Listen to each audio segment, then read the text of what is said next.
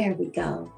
So, good morning. I am your girl, Dr. Tonya Biglow, aka your CODA Coach, helping you move from stuck to success with systems, tools, and techniques designed to help you shift from where you are to where you want to be. And I want to say good morning. We are in the 5 a.m. club.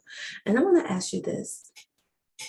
Do you have routines that you follow every day, but you are not getting the results that you want in those routines? Then this video will serve you.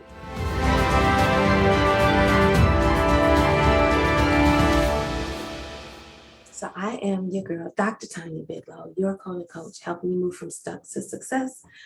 And we are alive in the 5 a.m. club, and we're going to jump right in. We're doing 10 minutes of transformation.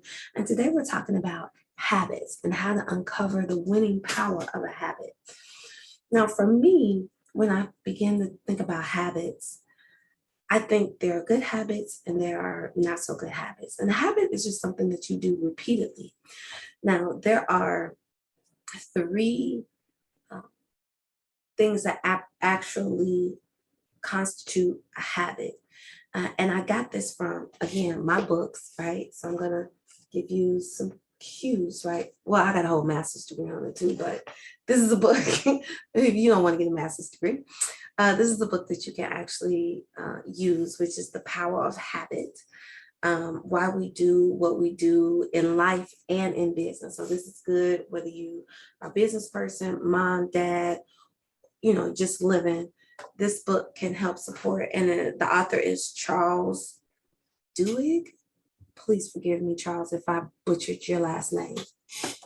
But in reading this book, there are some things that, some great tools that I picked up from this book. And one of the stories that was in the book is about an African-American coach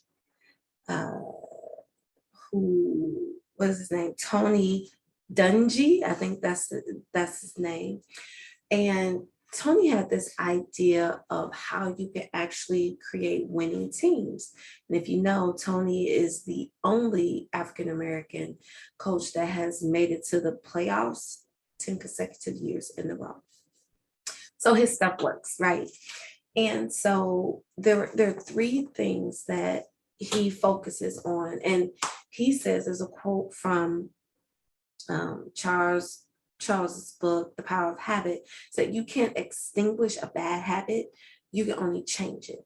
So our habits come from years and years and years of programming, right? What we've been doing all this time, years and years and years, and they were developed when we were younger, right? So the probability of just completely changing a habit, it's possible over time.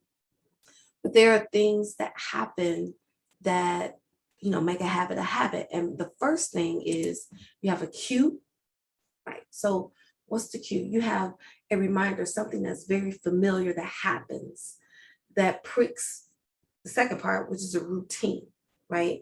And that routine is the automatic tape that begins to play once the habit has started. And then once you hear the cue, then you go into the routine, and then there's a reward. Now, for most people, the reward is not necessarily what we always want, but the reward is what it is, right? So if we talk about cues, so what promotes those cues? Like, we as humans, we are bombarded with millions and millions of stimuli every day. So we have to have a way to filter that so we're not in sensory overload. So there are parts of our brain that works to facilitate that. We have the auditory cortex on the temporal cortex, right? And it allows our ability to perceive sound. And this is like if we're looking at like auditory cues.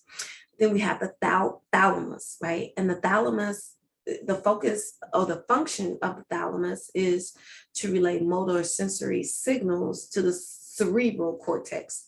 All that stuff is going on here. Some of it is outskirts, some of it is on the inside. So to point it's just up here. Okay, no, it's up here. And then so it's the cortex and the thalamus. All of that stuff is going on in the brain, and all that impacts what we pay attention to based on what we hear, which is why when we listen to music, right, if it's something that we like, we'll listen to it over and over and over and over and over again. Why? Because it's familiar to us, which is also the reason why all the music on the radio sound the same. You have artists, they make music, people like that music, they tend to make music that sounds the exact same way. But that's building up the power of habit. So how can you change the results that you're getting from the habits that you have to reap the rewards that you really want? Now, we have the cues. Like, the cues have been stamped in our brains 10, 20, 30, 40, 50, 60, 70 years, right? So you have the cues. Cues are not going to change. But we can change the routine, right? So what can you do when you hear a cue? So first off, knowing that there is a cue, the name of the game is awareness, right?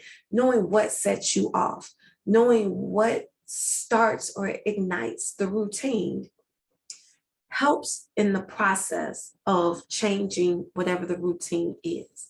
So say, for example, you want to, like in my case, like I had to build up the habit of getting up so I can be in the 5 a.m. club, right? So there were things that I had to do to modify that. Well, one, I went to, I got a master's degree in my 40s, and I needed time to study. I needed time to write. I needed time to read. And, early in the morning, 3 a.m., 4 a.m. worked for me because I have 4 children who really require a lot of my time. So I had to figure out, like, going through this process, getting this degree was important to me. So what can I do to make sure that I was doing what I needed to do in order to pass my tests and my classes? And that was one of the things that I did. So my cue was music, was sound, right? I would get up. Initially, all I wanted to do was just stay in the bed.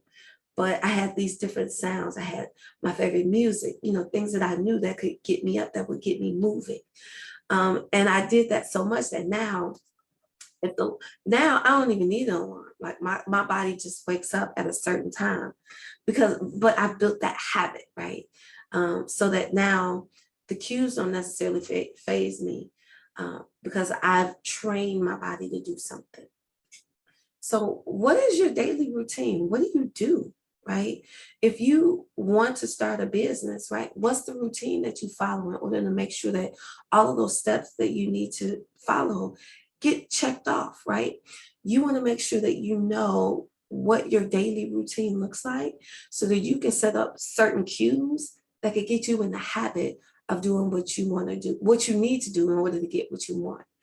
And so when you look at the cues, right, and you make sure you are familiar with the cues, you're aware, hey, I hear this is what I need to do. You look at the cues, you also identify what your routine is and what it needs to be in order to shift the needle, to move the needle. Then you can start to get another reward, the reward that you really want, right?